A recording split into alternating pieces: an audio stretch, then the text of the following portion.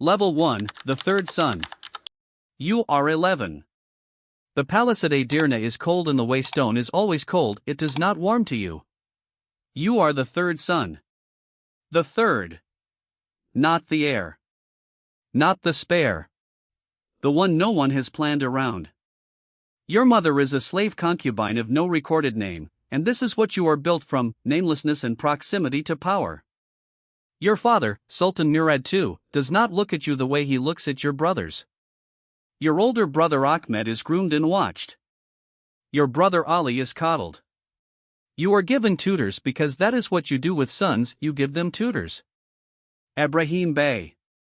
Ahmed Gorani. The scholar Gorani beats you with a rod when you will not study Arabic. You study Arabic. Something happens to a boy who is beaten into learning. The knowledge becomes physical. It enters the body the same way pain does. It does not leave. You collect languages the way other boys collect wounds. Arabic, Persian, Greek, Serbian, Latin. You are not doing this for your father.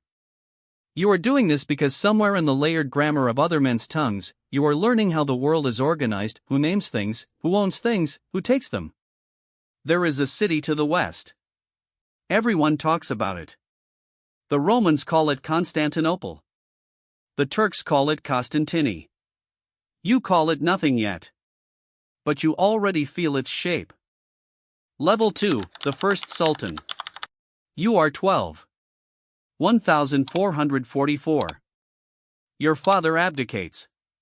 Not from weakness, from exhaustion, or something close to it. He has been Sultan for years. He wants the mystics. He wants the dervishes. He wants God. He hands the Sultanate to you, 12 years old, and walks away. The throne is not a chair. It is a problem that does not sleep. The Karaman Emirate moves on the eastern borders the moment your father turns his back. The Christian Crusade, Hungary, Wallachia, the Pope's money masses at the western frontier. Your Grand Vizier Kandarli Halil is managing you. He is old and calculating and he believes you are a child. You are a child. But you are paying attention.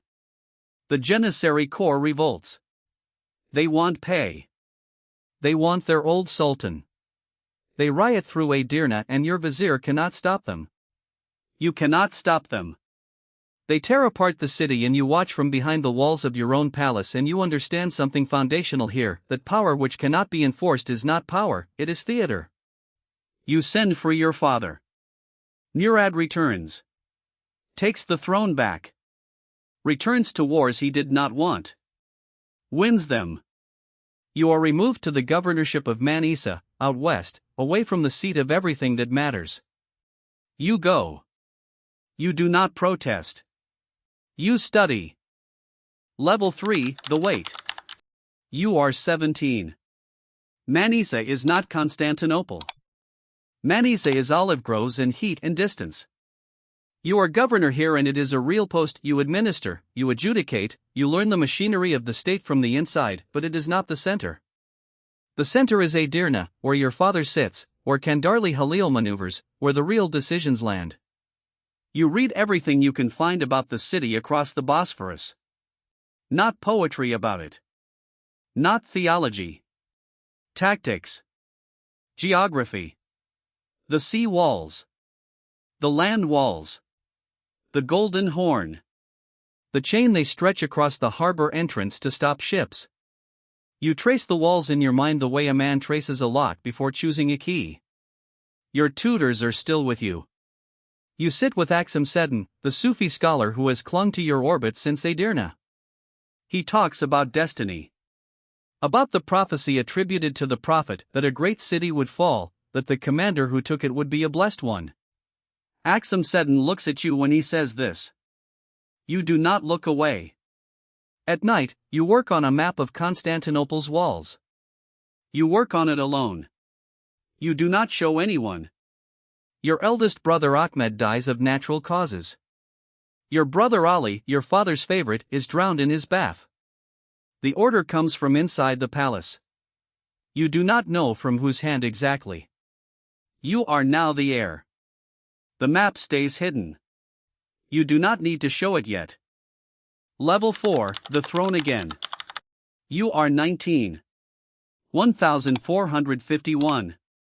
Your father dies in Edirne of a stroke, he falls from his horse and does not rise, and a messenger rides hard to Manisa. You dress.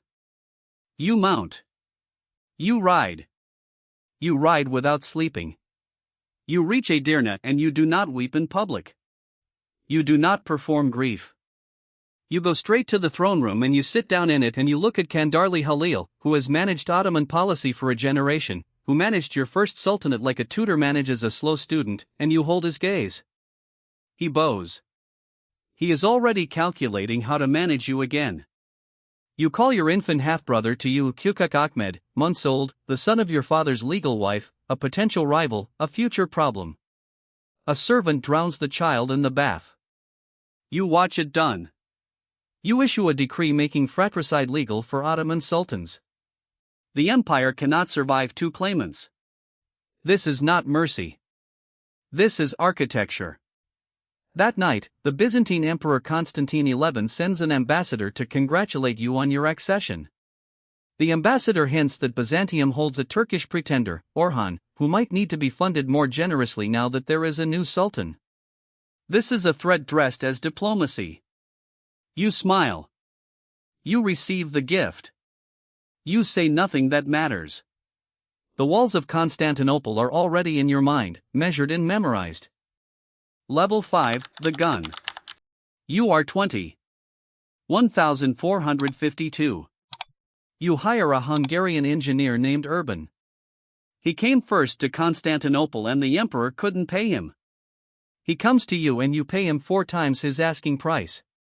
He builds you a gun. Not a gun. The gun. A bronze cannon 27 feet long. It fires balls of granite weighing 1,200 pounds. When they test it outside Edirne, the sound carries a mile. Women in the city, not warned, miscarry from the shockwave. You build 56 more guns. Smaller. Still enormous. While the cannons cool, you build a fortress on the European side of the Bosphorus, Rumela Hisari, in 4 months. Across the water sits a fortress your great-grandfather built. Now the strait is pinched. Nothing moves through the Bosphorus without your permission. When a Venetian ship tries to pass without stopping, you sink it. You behead the captain. You impale the crew on stakes along the shore as a message to every ship in the Aegean. The message is received. Constantine XI sends ambassadors.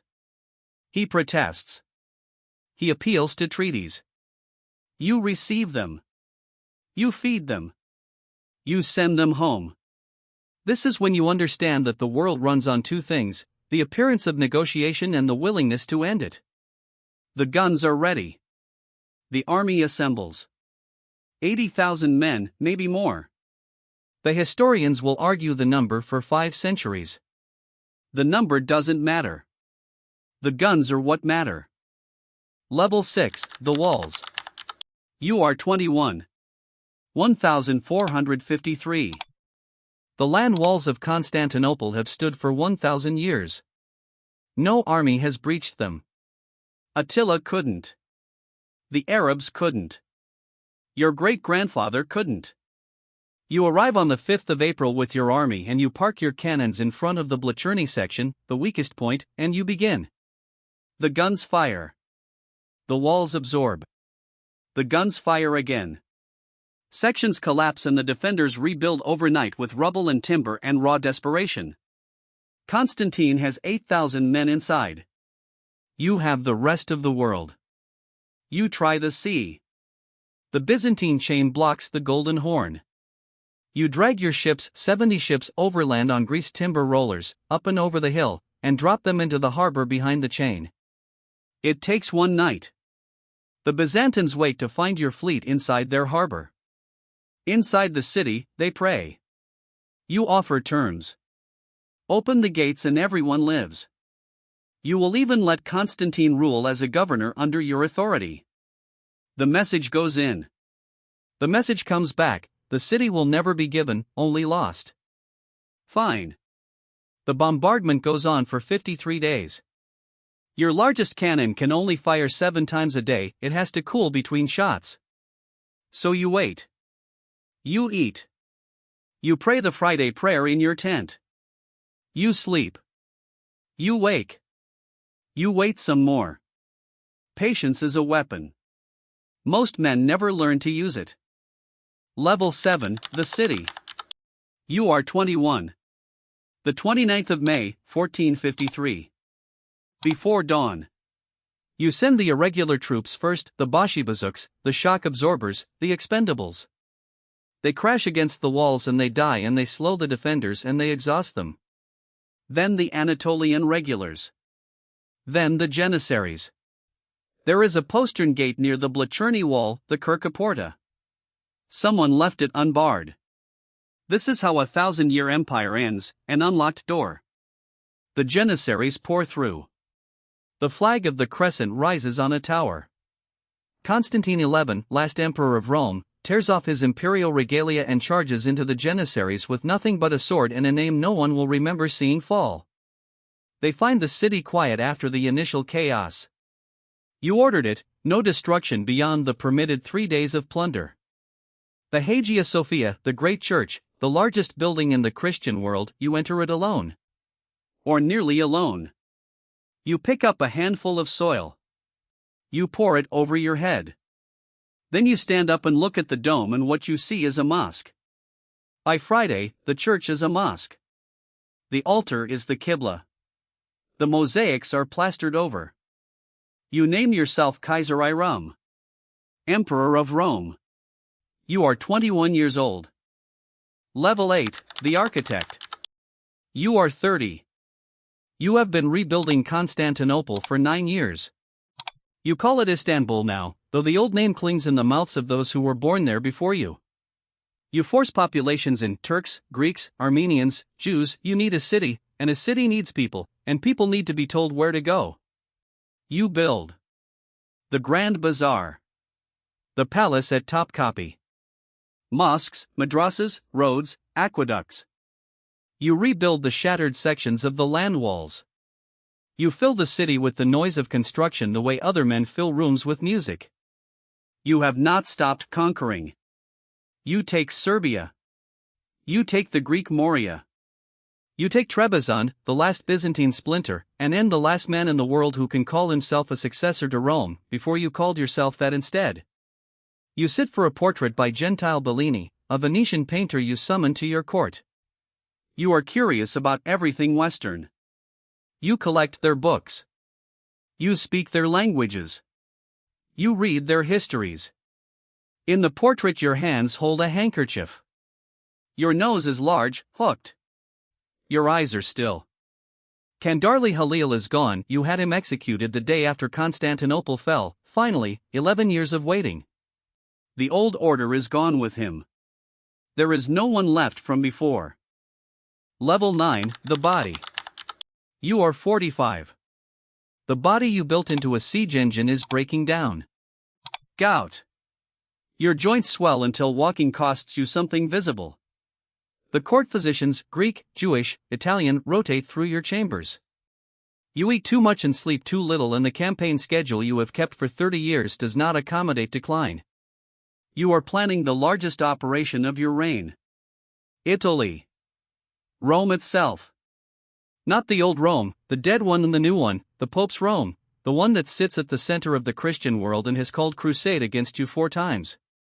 You want to plant a flag on the grave of the tradition you already replaced. Your army mobilizes in 1480. Otranto falls. Southern Italy is yours. A small piece of it, a foothold. The Pope flees Rome. Then the campaign stalls. Winter. Supply lines. The body. You are also planning for the east. The Safavids are rising in Persia. You have been watching. You always watch before you move.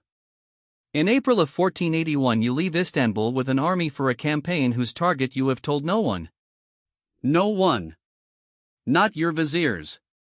Not your sons. Not your generals. You know. The knowledge is in your body the way Arabic grammar once was. But the body will not carry it to completion. Level 10, the road to Gebze. You are 49. 1481. The army camps near Gebze, 3 days southeast of Istanbul. Your stomach has been wrong for weeks. Pain that moves and doesn't settle. You eat less. Then nothing. The physicians argue.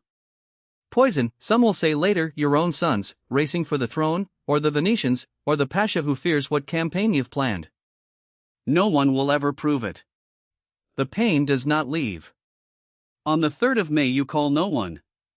You say nothing to the viziers waiting outside the tent. The army is 90,000 men, the largest force you have ever assembled, sitting in the dust of Anatolia with no orders. You die on the 3rd of May, 1481, in a tent, at the edge of a campaign that went nowhere. The army does not know immediately. The physicians seal the tent. A writer goes to Istanbul. Your son Sem and Bayezid receive the news on separate roads and begin moving for the capital, each trying to arrive first. The empire you spent your life building does not pause to mourn. It pivots toward the next sultan before your body is cold. The city you took is still yours. The name Fatih, the Conqueror, is already carved into the stone of a mosque that will stand 800 years after the tent. You conquered Constantinople. You ended an empire that had endured 11 centuries. You built a world. And now you are history.